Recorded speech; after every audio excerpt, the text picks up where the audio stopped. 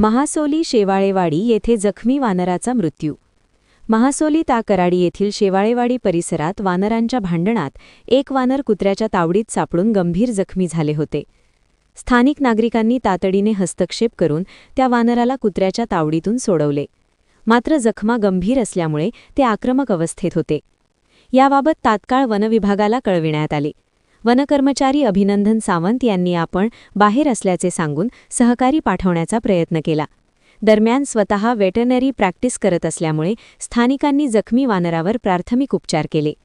परंतु सुमारे 1 तासानंतर त्या वानराचा मृत्यू झाला. त्यानंतर वनविभागाच्या ताब्यात वानर देण्यात आले. वनविभागाने त्या वानराला खड्डा खणून पुरण्याच्या सूचना दिल्या. सातारा जिल्हा रिपोर्टर सुहास पाटील.